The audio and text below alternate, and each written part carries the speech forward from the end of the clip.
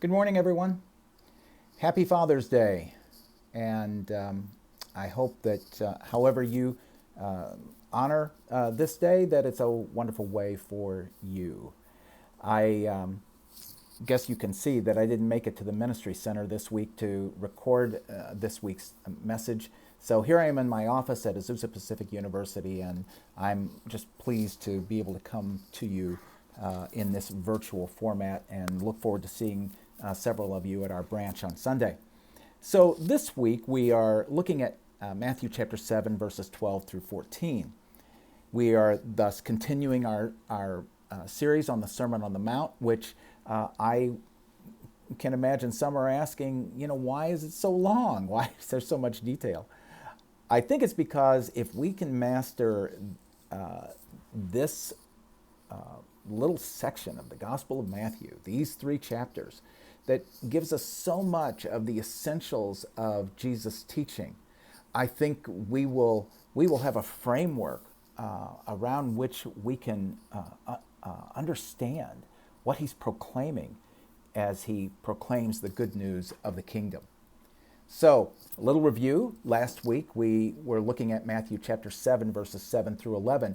And in dealing with that passage, Jacob encouraged us to think deeply about what it means to approach God as fish giver and bread giver, not the giver of stones and snakes when we ask. And that mindset should impact the way that we go about our asking and seeking and knocking. I think that was a really good reminder and something I've been chewing on all week. This week, we're dealing with Matthew chapter 7, verses 12 through 14. Now, to be truthful, we don't normally, when we're preaching through the Sermon on the Mount, we don't normally look at 12 through 14 together. Putting them together this week was honestly a bit of a happy accident. It was an accident because of a teaching schedule mistake. It's as simple as that. But happy because as I got into the text and was aware that I needed to look at these 3 verses together, it really stretched me. And I think I've gotten a little better feel for what Jesus is doing in this little section of the Sermon on the Mount. Maybe you'll feel the same. And I look forward to any kind of comments and insights that you have to share as we go through this. So let's read the text. Starting with verse 12. In everything, therefore, treat people the same way you want them to treat you. For this is the law and the prophets. Enter through the narrow gate, for the gate is wide and the way is broad that leads to destruction, and there are many who enter through it. For the gate is small and the way is narrow that leads to life, and there are few who find it. Now, Matthew 7:12. We know this passage. It's the golden rule. In everything, therefore, treat people the same way you want them to treat you. For this is the law and the prophets. And, we know this so much and it becomes so familiar. Some of these texts become so familiar that they lose some of their urgency.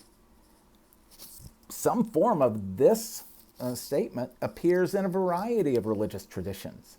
But there is a little difference here in the way Jesus approaches it. Jesus states it positively. Most of the time, it's stated negatively. Don't treat others in the way that you would not want them to treat you.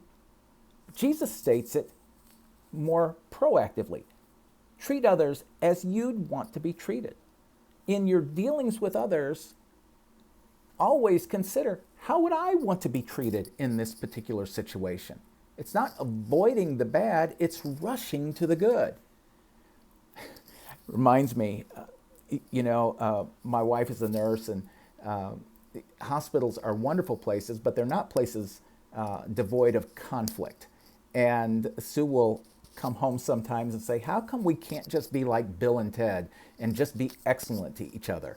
I think Bill and Ted had a form, if you will, of the golden rule. And so thinking about that positively, proactively, running to the good, that's a healthy reminder. But that's not the thing about this text that really grabbed me this week. It's the tag at the end. For this is the law and the prophets.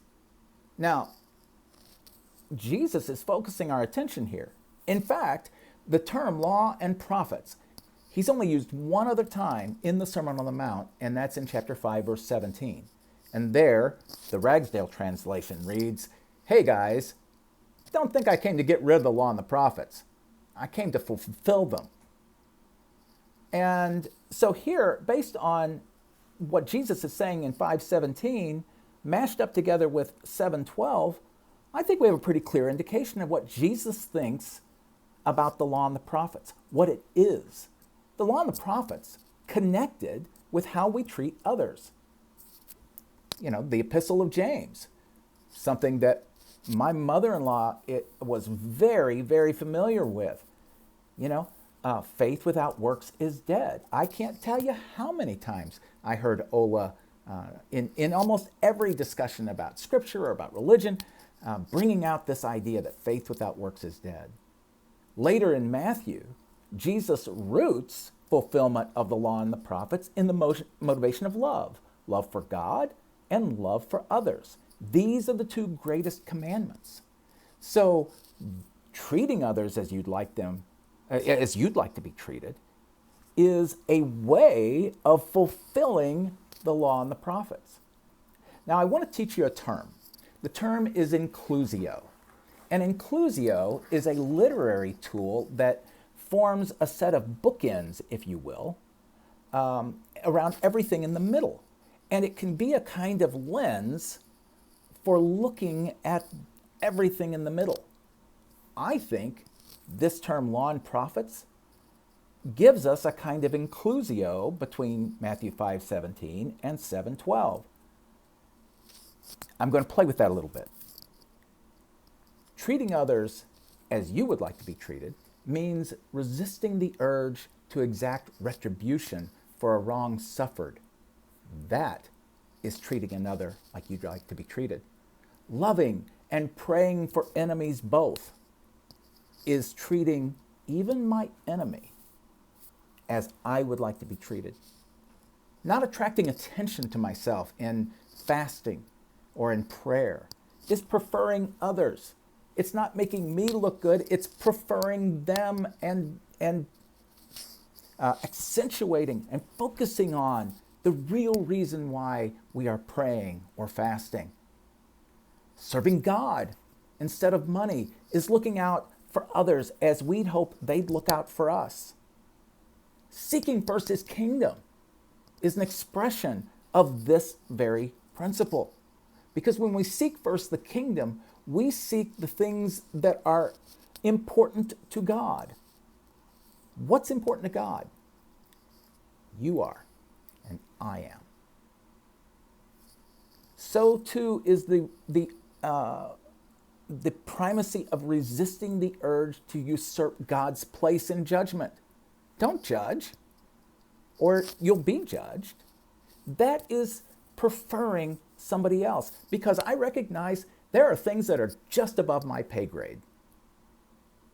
I could go on, but these are just some examples as I look at treating others as I would like them to treat me, and entering into the mission of Jesus to fulfill the law and the prophets, and looking at just some random examples from Matthew 5, 6, and 7.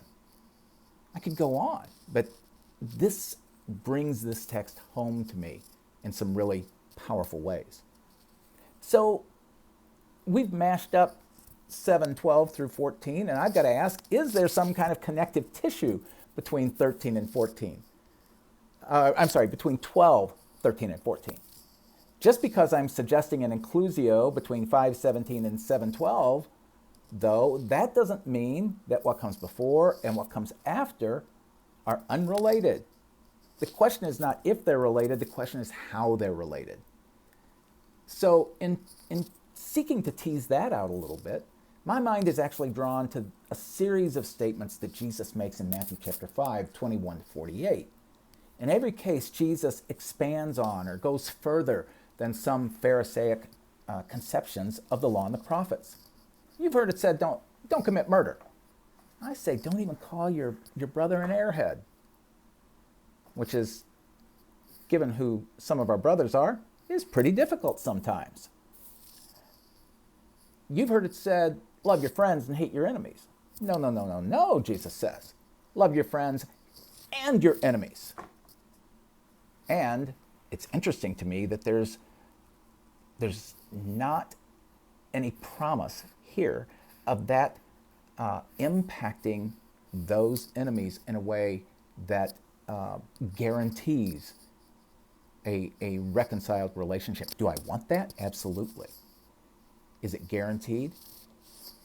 There are just too many things involved there. It does not absolve me from the responsibility to love both friend and enemy alike, insider and outsider. Whether I understand or agree is not the issue. The issue is loving them.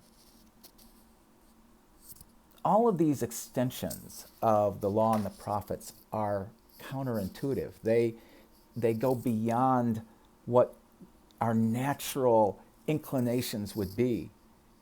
And that, it seems to me, is part of what's going on and part of what forms that connective tissue with chapter 7, verses 13 and 14. Let's read that. Enter through the narrow gate, for the gate is wide and the way is broad that leads to destruction, and there are many who enter through it. For the gate is small and the way is narrow that leads to life, and there are few who find it.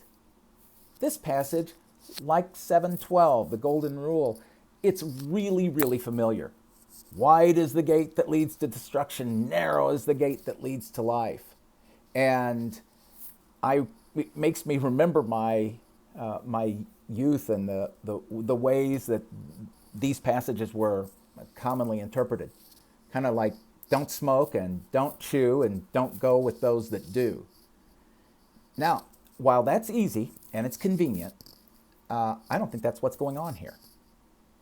I think everything else that Jesus has said up to this point in the Sermon on the Mount needs to be aligned, if you will, with 7, 13, and 14. Does it match? And I think that kind of warning approach, don't go out and live a partying lifestyle because you're going to die, that, while it could be true, is not aligned with other things Jesus has said in the Sermon on the Mount. Consider a few examples here. The blessedness of the destitution of spirit and of hungering and thirsting for justice. The priority of the law and the prophets as fulfilled in treating others rightly. The command to love both friend and enemy. Jesus is offering a whole counterintuitive way of living life as it proceeds from the kingdom and his preaching of the kingdom. And I think that this wide way is a way then that is rooted in this life, in my natural inclinations, in the present reality, that only looks at the temporal and doesn't consider that there is a future, that there is another reality, that there is another kingdom that neither the moth nor rust can destroy.